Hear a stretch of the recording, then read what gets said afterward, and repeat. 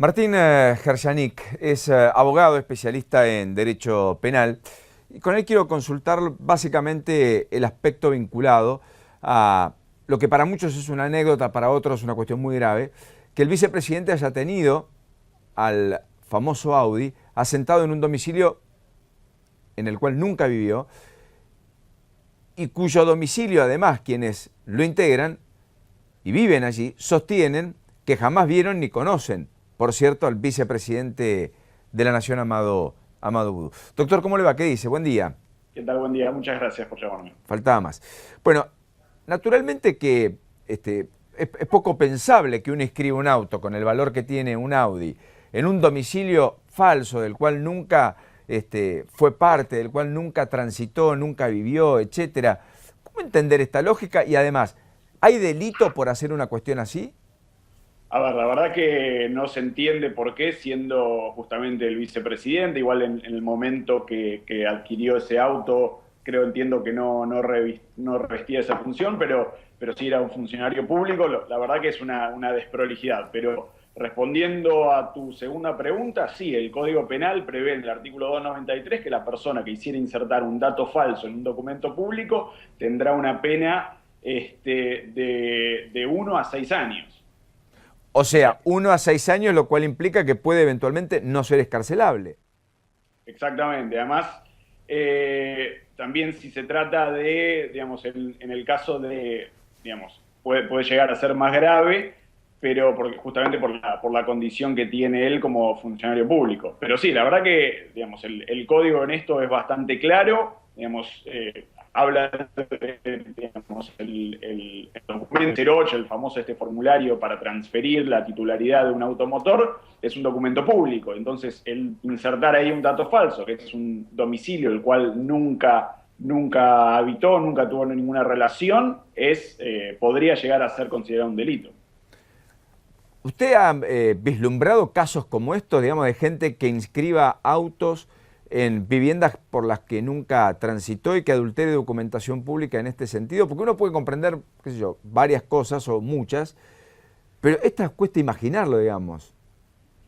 A ver, no, la verdad que sí, la verdad que es un tema bastante común. Sorprende obviamente por la persona que lo comete, pero este tipo en el fuero federal, que es donde tramitan este tipo de casos, le diría que es de lo más común de lo que tramita ahí, tanto en el fuero federal, el tema por tenencia y comercialización de estupefacientes como por falsificación de documentos públicos son las causas que más abarrotan los tribunales federales. Uno pensaría que los tribunales federales están abarrotados de casos de lucha contra la corrupción o de delitos complejos, pero lo cierto es que en su gran mayoría se abocan a estas cuestiones. El delito es de los más comunes que tramitan en el fuero. Me ha tocado representar a clientes en casos similares, en casos de adulteración de otro tipo de documentos públicos, y le aseguro que es lo más común que sucede, ¿no? Obviamente esto no significa deba ser, que no deba ser sancionado el delito, pero le aseguro que es mucho más común de lo que uno se pudiera imaginar. Pero ¿quién hace ese tipo de adulteración? Digamos, alguien que tenga cosas para esconder, porque digamos, la mayoría de los mortales, los que transitamos la Argentina, trabajamos, nos esforzamos, vivimos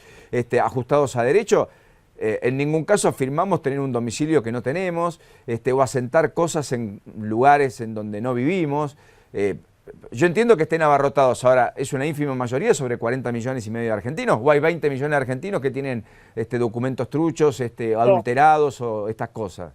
no, para nada. Generalmente las motivaciones que tienen las personas que hacen o llevan adelante este tipo de acciones es digamos, por cuestiones impositivas, es decir, para reducir el impacto impositivo en el tema de los impuestos en los automotores. Generalmente el cambio de erradicación de un automotor obedece a eso, cuestiones impositivas, cuestiones de costos, a veces también por justamente otro tipo de evasiones, pero en el caso particular del vicepresidente no me imagino cuál podría llegar a ser la motivación o qué fue lo que lo llevó a hacer este tipo de acción, porque problemas económicos no tiene y sabía perfectamente que estaba en un cargo en el cual tenía una exposición pública altísima y sin embargo decidió aparentemente, según los pocos hechos que tenemos a la vista, decidió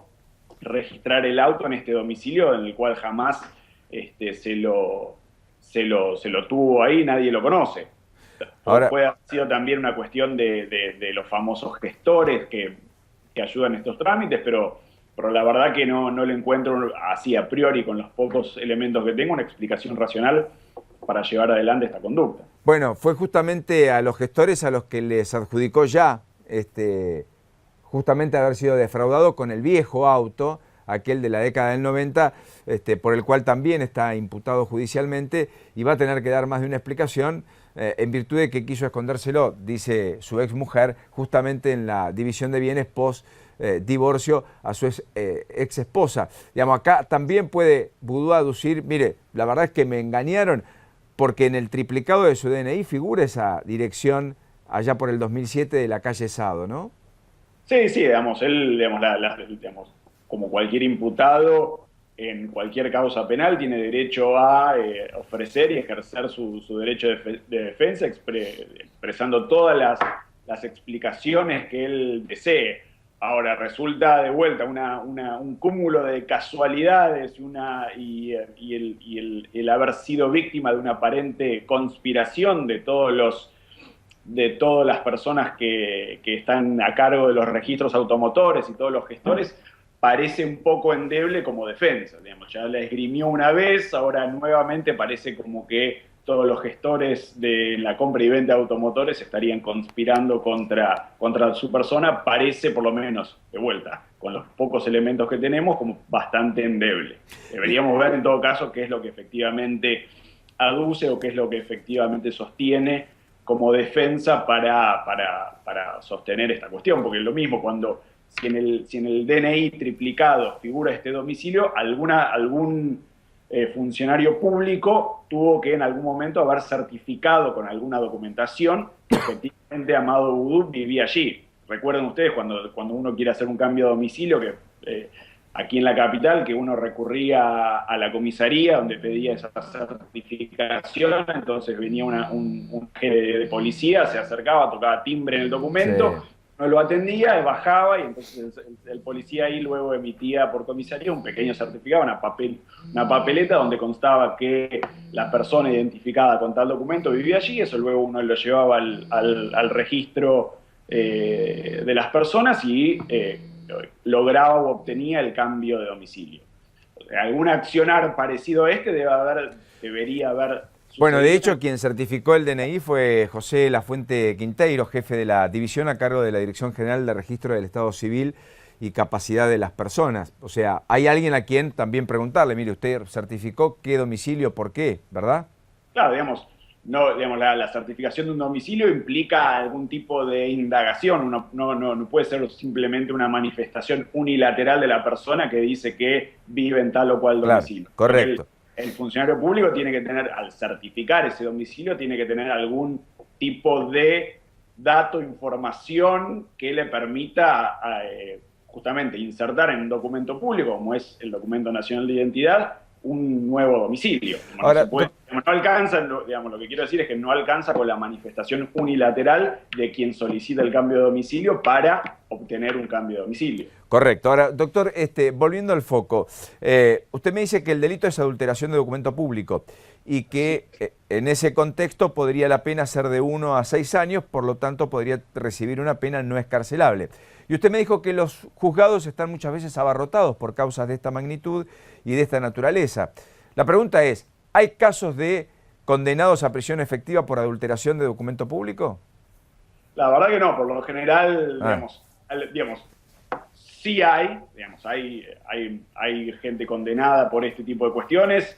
Generalmente se trata de estafadores o gente que ya registra condenas previas, pero por lo general a las personas que se trata de delincuentes primarios o personas imputadas por primera vez, o logran obtener una probation o logran obtener una condena de ejecución condicional.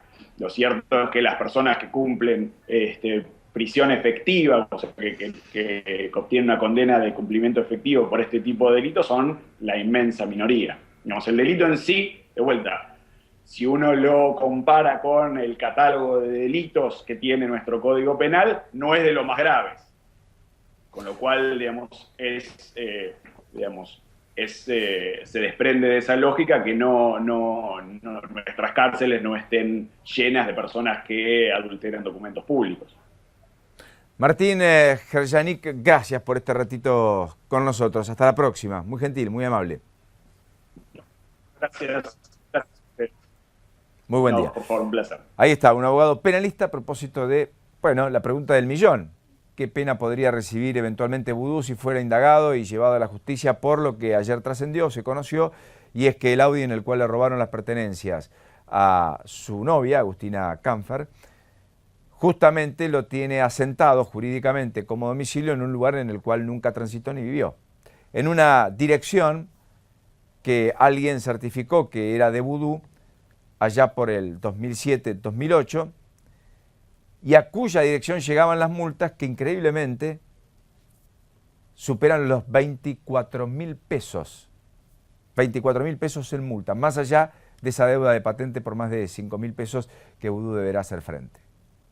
Impactante historia. Capítulo que sería casi risueño si no se tratase del vicepresidente de la República.